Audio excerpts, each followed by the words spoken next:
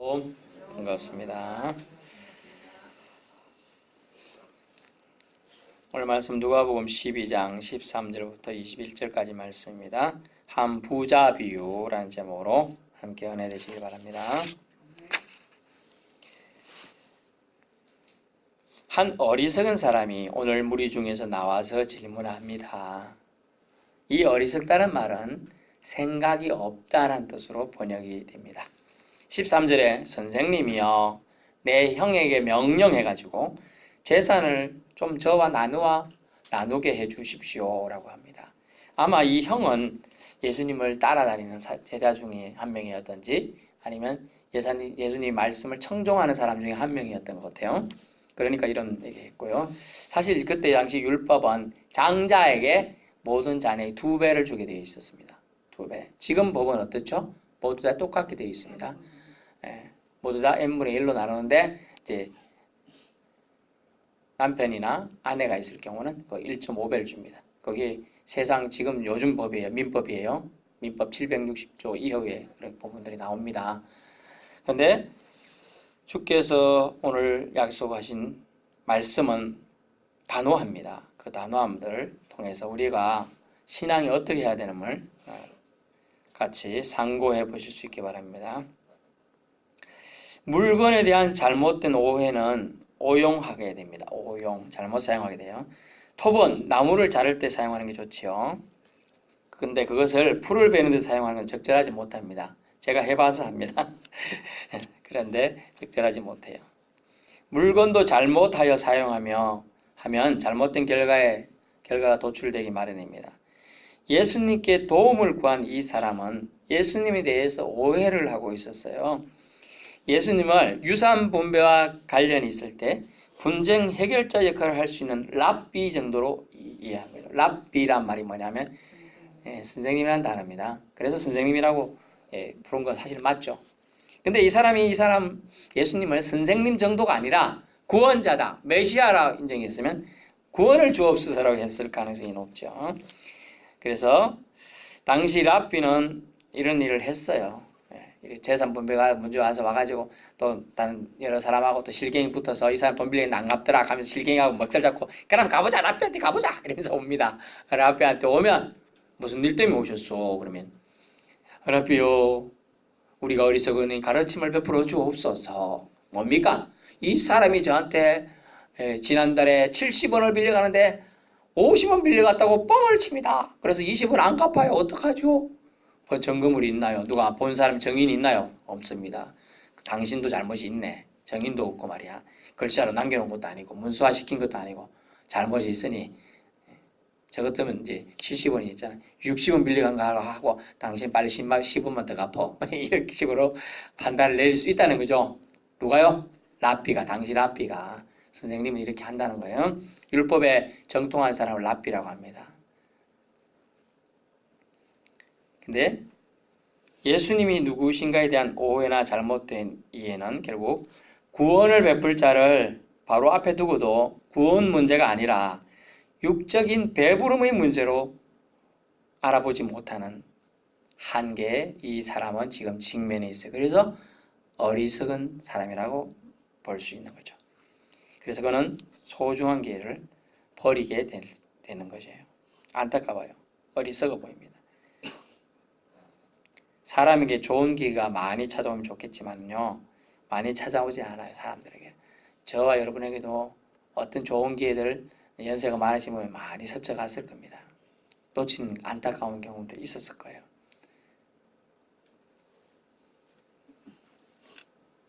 그때 좋은 기회를 잡는 사람은 이 땅에서는 횡재를 했다, 복받았다 뭐 이런 표현을 쓰기도 합니다. 오늘 성경에 근거해서 우리는 기회를 잡은 자는 구원으로 그렇지 않은 자는 안타깝지만 영벌로 내려간 사람을 알고 있어요. 누구죠? 십자가상에 있는 두 강도죠. 한 사람은 예수님이 저렇게 고난받고 저렇게 있는 걸 이유가 없다. 이유 없는 자가 고난받는다. 죄가 없는 자가 십자가에서 못 박혀있다. 분명히 그는 메시아다. 이렇게 인식했어요. 한 명은. 그래서 당신이 나라가 임할 때 저도 그곳에 있고 싶습니다. 그러니까 그래 너도 오늘 나와 함께 낙원에 있으리라 하고 한 명은 구원으로. 한 명은 뭔 소리 하노? 네가 진짜 메시아면 그 십자가에서 내려가. 그리고 저 너를 못 박은 자들 다 천벌에 죽여버려. 막 이렇게 얘기한. 한 명은 영벌로 내려간 거죠. 예수님을 선생으로 본 이 사람은 십자가 상에 예수님을 저주한 강도와 같아요. 마로 선생님이 와서 했지만 세상 문제로 예수님을 찾았다는 것만 봐도 한계에 봉착해 있어요. 재물을 가진 자가요, 하나님 믿기는 정말 어렵고요. 재물을 가진 자가 하나님을 또한 제대로 믿기도 어려워요. 그래서 재물을 가진 자가 하나님을 믿을 때 첫 번째 하는 단계가 있어요. 그것을 주머니 회개라고 합니다. 주머니. 호주머니 회개를 해야 돼요. 호주머니 회개. 여러분 별거 아닐 것 같죠? 제가 따지기 시작하면 여러분 다 여기서 회개하고 눈물 흘려야 됩니다. 그럼 안 할 뿐이에요, 제가. 14절 보세요. 예수님은 아니 선생님, 형이 아버지가 남겨준 재산 다 차지하려고 합니다. 나도 좀 주세요. 이 말이 나쁩니까? 별로 나쁜 것 같지 않아요. 그런데 예수님은 반응을 좀 격하게 하셨어요. 14절 이러시되 이 사람아 누가 나를 너희 재판장이나 물건 나누는 자로 세웠느냐 하시고 거의 호통치듯이 지금 하는 거예요. 아니 예수님이 좀 나눠달라고 좀 부탁 좀 하라고 지금 왔는데 예수님이 막 호통을 지금 치고 있는 거예요. 누가 나를 물건 나누는 자로 세웠느냐. 예수님은 하나님께서 보내신 자이신데 그런 목적으로 오신 것이 아님을 확실히 하는 장면이에요, 사실은. 그래서 예수님은 육적인 문제가 아니라 영적인 문제를 해결하러 온 영혼의 치유자인 줄 믿습니다. 영혼의 의사예요. 영혼의 의사로 오신 건데 육적인 문제를 지금 해결해달라. 재판관으로 세워달라. 물론 하실 수 있죠. 마지막 재림시는 그렇게 하실 겁니다. 예수님은 하나님께서 보내신 자인데 그것에 대한 오해가 있었습니다. 예수님은 구원자로 보냄받은 메시아이심을 말씀하신 거예요. 15절 보세요. 삼가 그들에게 이르시되 삼가 모든 탐심을 물리치라. 왜 모든이라고 했을까? 이런 것도 다 중요합니다. 모든. 별거 아닌 거 한 개 정도는 양보해도 내가 좀 욕심 품어야 되지 않을까? 그걸로 인하여 시험이 됩니다. 예를 들까요? 뭐 유명한 연예인이 있었어요. 돈이 많아요. 여자예요. 예뻐요. 제가 봐도 저도 그 연예인 이쁘고 착하고 연기 잘해서 좋아했어요. 그런데요. TV에 어느 날 갑자기 뉴스가 났어요. 모 연예인 그 여자애가 백화점에서 절도를 한 거예요. 뭔가 겁나게 비싼 거 이런 거 같으면 아이고 제가 그랬겠다 싶겠는데 별로 비싸지도 않은 거예요. 스카프고 뭐 화장품 이런 거 도벽이 있었다는 것이죠. 돈이 있으면 돈으로 사면 되는데 순간적인 그걸 이런 거 정도는 뭐 내가 사실 연예인 옛날에도 그랬던 모양이야. 연예인인데 순간적으로 내가 깜빡 계산 안 하고 갖고 할라 했는데 깜빡했다 이러면 사람들이 아이고 연예인 그냥 가져가서 이런 식으로 됐던 모양이야. 그렇게 넘어가 준 거야 계속. 근데 버젓이 CCTV 다 지키는 백화점이야. 그래 지금 방송 못 나오잖아요. 10년 다 됐어요 벌써. 모든이라는 단어에 주의할 필요가 있어요. 한 가지 이것쯤이야가 아니에요. 그것으로 인하여 여러분이 영원히 저당 잡힐 수 있어요. 사탄 마귀한테요. 이것쯤이 아닙니다. 강력히 그래서 주님은 모든 탐심을 어떻게 하라? 물리쳐라. 내쫓아라는 얘기예요. 골로새 3장 5절을 보면요. 탐심은 우상숭배니라 라고 말합니다. 탐심은. 제가 이 볼펜을 좋아합니다. 친구들이 와가지고 볼펜 나한테 빌려줘. 한번 써줄게. 절대 안 돼! 내가 애장품이란 말이야. 그럼 이것도 탐심이 되는 거예요. 우상숭배 될 수 있어요. 이걸 너무 아끼는 거야. 친구보다 아낍니까? 아니야 돼. 아니야 돼. 근데 친구보다 아끼는 거잖아. 볼펜 한 자루 돼. 또 이게 그거 혹시나 뭐야 100만짜리야. 몽블랑 막 별거 다 있는데 몽블랑 저도 선물 하나 받아봤는데 아니 검색해봤어요. 얼마짜리인가 싶어서 궁금하잖아요. 35만 원. 저도 한 자루 있어요. 어느 장로님 저한테 선물해 준 건데 저는 별거 아니라고 생각해서 그냥 뭐 누구 줄라 하다가 그래서 혹시나 해서 검색했는데 35만 원짜리 되니까 누구 못 주겠더라고. 볼펜도 그 정도라니까요. 탐심이 생긴다고요. 디모데전서 6장 9절 10절에 보면요. 탐심은 근심이 많아지게 하고 심지어 믿음에서 떠나게 한다고 기록해 두고 있어요. 믿음에서 떠나게 한다니까요. 탐심이. 그 연예인이 직업에서 떠나게 했잖아. 그 연예인이 그 재신 명예 다 떨어지게 했잖아요. 그 탐심 때문에. 탐심의 노예가 되지 않는 길은 물리치는 것이 최고입니다. 아예 상대를 하지 말아야 돼요. 예수님은요, 사람의 생명에 대해서 교훈을 주십니다. 탐심에 대한 얘기 꺼낸 이유가 있어요. 사람의 생명과 관련되기 때문입니다. 생명. 오직 예수 그리스도만이 생명의 주인이심을 우리는 믿고 알아야 합니다. 인생은 육에 묶여 있기에 먹는 것에 신경을 안 쓸 수 없지만 궁극적인 생명은 육신이 있지 않아요. 어느 날 조난당한 무슨 히말라야 산맥이다 조난당한 사람, 또 무슨 사하라 사막이나 이런데 40일 동안 제대로 안 먹고 살아난 사람도 있더라고요. 건물이 붕괴돼서 60 며칠날 만에 발견된 사람도 있고요.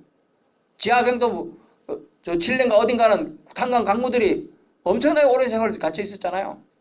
살았잖아요. 생명은 육신에 국한되지 않음을 알 수가 있어요. 영이 의사 우리는 살 수 있다 살아날 수 있다 우리를 찾는 누군가가 있을 거야.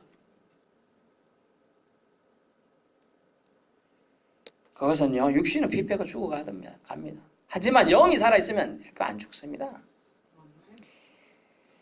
그리고 저와 여러분은 사실 죽더라도, 육신 죽더라도 영이 안 죽어요. 우리는 예수를 믿기 때문에, 그리스도 영이 살아 움직이기 때문에 결코 죽지 않습니다. 영생 복락을 주님이 약속해 주셨기 때문이죠. 그걸 믿는 자는 영생이 여러분에게 보장되어 있습니다. 보장. 영혼의 삶, 영혼의 생명이 어디 있는가? 그 주소를 우리는 알아야 돼. 영혼의 생명의 주소. 여러분 집 주소 다 있잖아요. 영혼의 생명의 주소가 있어요. 오늘 본문에 아주 중요한 게 나옵니다. 본문 보세요. 16절에서 21절. 한 비유가 나옵니다. 부자 비유가 나오죠. 한 부자는 소유가 풍성하여 17절 심중에 자기 생각이라는 뜻이에요. 곡식 쌓아둘 곳이 없네. 어떻게 할까? 이리 고민 저리 고민해보다가 이렇게 결론 내면 새 곳간을 멋지게 짓자. 이 말은요, 증축이 있고요. 건물을 지어보면 증축, 개축 뭐 이런 거 있어요. 재축도 있고. 근데 여기는 새로 완전히 재건축인 거죠. 조금만 추가로 짓는 거에 증축하면 된다 될 뻔했는데 새로 멋지게 됐자. 그리고 거기에 보관하여야겠다. 19절 보세요. 부자는 분명히 이렇게 말합니다. 19절 한 부자는 내가 라고 자기 생각을 결론지면서 자기 인생 계획을 멋지게 설계합니다. 내가 어떻게 합니까?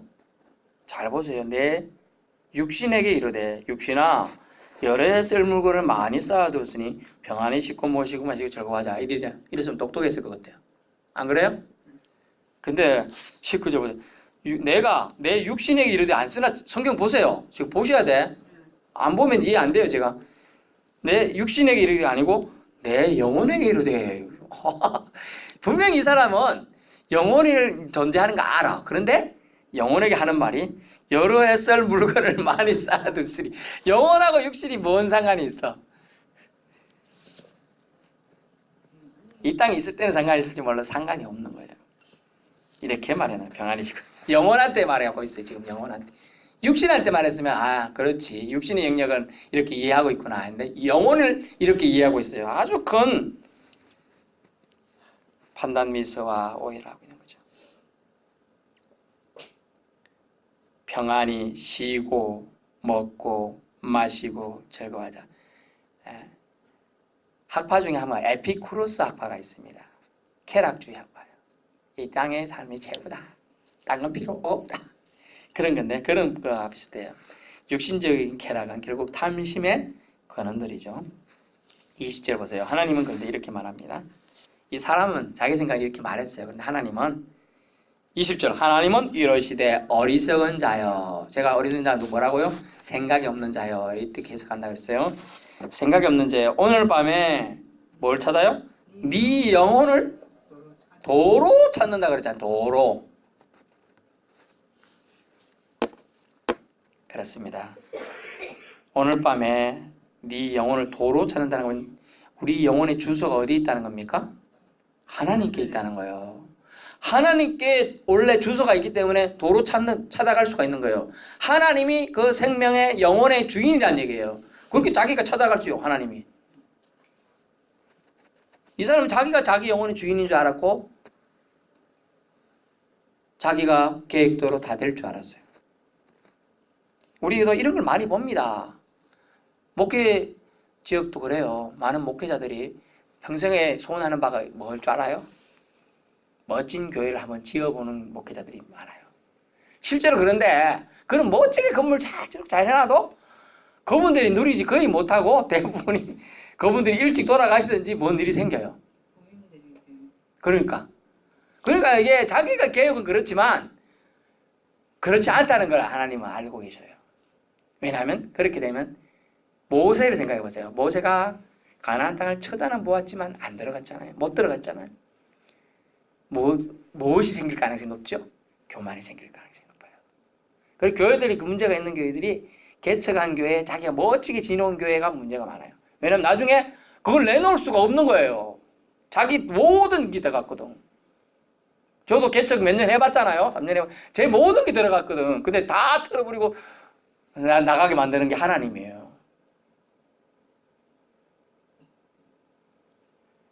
그러면 우리 생각과 하나님 생각 다르죠. 성경이 나오잖아요. 내 생각과 내 생각은 다르나니. 도로란 말 기억해야 돼요. 원래대로 찾은 원래대로 원래 주인이 주님이시다 이게. 원래 주인 너 부자 너 아니야 그 얘기예요. 하나님 주이심을 말씀하시죠. 21절 자신에 대하여 부유함을 택한다. 자기를 위하여 재물을 쌓아두고 하나님께 대하여 부유하지 못한 자가 이와 같으니라. 아멘. 이걸 이제 우리가 지난주 내용을 본 사람은 이야기했지만 성령이 너에게 가르치시리라. 인자를 거역하면 성령을 모독하면 이런 걸 우리 분명히 들었어요. 근데 이 사람 와가지고 그거에 대한 가르침을 아마 오해해서 이런 말들을 쭉 한 것 같아요.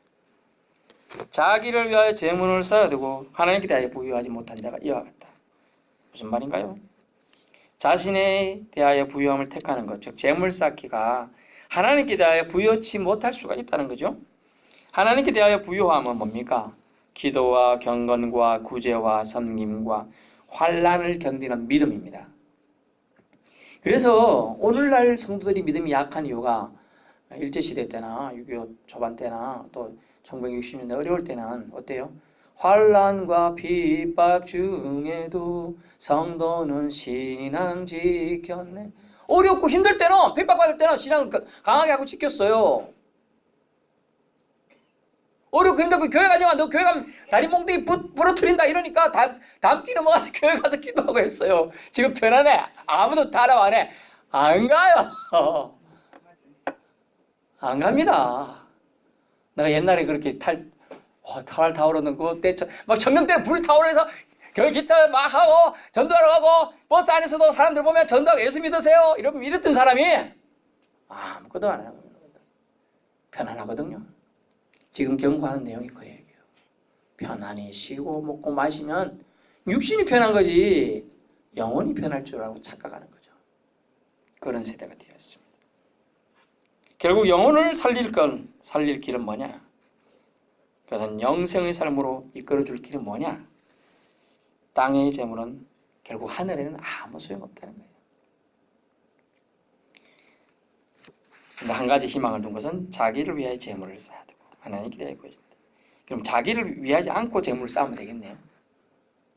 안 그래요? 맞습니다. 타인의 유익을 구하는 삶을 결국 그것이 하나님께 대하여 부유한 삶이라는 거예요. 타인의 유익을. 내가 게임을 해요. 예를 들면 게임을 하면 이 게임을 통하여 누군가에게 유익이 된다면 그것도 타인을 위한 좋은 거예요. 하나님께 대하여 쌓아두는 길도 돼요.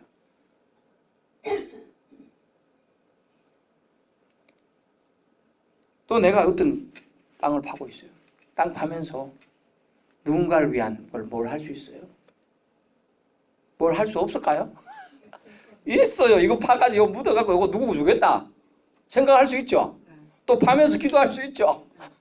다 할 수 있어요. 안 할 뿐이죠. 우리가 안 할 뿐이에요. 그때 해야 한다는 걸 말이죠. 결론입니다. 선생님이 아니라 하나님으로 예수님을 알지 못한 인생은 참 부자가 아닙니다. 참으로 부유한 것이 아니에요.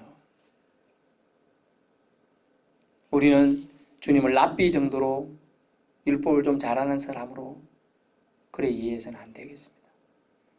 2000년 전에 이 땅에 오신 그분으로 이해해야 되지. 우리를 위해 오신 분, 나의 구원을 위해서 오신 분으로 이해해야 되지. 나의 구원과 상관없는 2000년 전에 베들레헴에 오셔서 살다가 죽은 자로 이해해서는 안 된다는 거예요. 나의 구원과 직접적인 관련이 있는 분으로 이해해야 한다는 걸 말씀드립니다. 두 번째 뭐냐? 재물이 풍성하면 결국 영혼의 생명에 소용없다는 거예요. 재물의 풍성. 아무 상관없어요. 영혼과 상관없어요. 그래서 재물 모으는데 신경 쓸 거 없어요. 단지 필요할 물품 살 정도의 재물만 있으면 되는 거예요. 옛날에는 그것도 없어요. 어떻게 했죠? 물물교환. 사실 따져보면 이 시기랑 이 물이랑 옛날 시대에는 뭐가 더 필요해요? 물이 더 필요한 거예요. 물이. 시기가 못 피해. 좀 안 보면 어때? 이거 꼬르륵. 아이고 밥 먹을 때 됐네. 해가 저만큼 떴으니까 몇 시겠다. 다 추측할 수 있는 거예요. 사실은. 세 번째, 영혼의 주인은 자기 자신이 아니라 하나님이심을 오늘 말씀해 해주고 있습니다. 여러분, 오는 데는 순서가 있으면 가는 데는 순서가 없다는 거예요. 맞습니다. 제가 여러분보다 먼저 갈 수 있어요. 그래서 저는 항상 운전할 때 제가 이런 데를 살살 타니까 아무 상관없는데 고속도로는 보통 평균 기로가 120km 뭐 정도 그런 탑니다. 타면서 항상 하면 저를 먼저 데려가시더라도 아직 할 일을 다 했으면 데려가십시오. 그럼 놔두십시오. 지금 그러면서 운전하는 거예요. 힘듭니다. 영혼의 주인이 우리가 아니라는 거예요. 왜 내가 내 영혼의 주인이라고 생각하세요? 그 착각이라니까. 큰 착각. 그것을 내려놔야 돼요. 그래야 여러분이 하나님 앞에 순종하고 복종할 수 있는 거예요. 청년의 영혼도, 우리 어르신들의 영혼도, 저의 영혼의 주인도 우리 주님을 믿습니까? 믿어야 됩니다. 믿습니다. 마지막 네 번째는 뭐냐? 재물을 쌓으려는 자신의 생각은 따르면서도 영혼의 주인인 하나님의 뜻을 왜 경시하는가요? 영혼의 주인은 하나님의 뜻은 뭘까요? 전체적인 맥락에서 보면 한 부자에 비해 네가 너를 위해서 지금 많은 모으고 곳간 세가로 짓고 하는데 너 자신을 위한 거지. 나를 위해서 뭐 했냐? 하나님 누굴 사랑하신다고요? 너와 같이 생긴 사람들을 사랑한다. 영혼의 주인은 하나님이에요. 하나님의 뜻을 경시하지 말아야 한다는 걸 알 수 있습니다. 기도하겠습니다.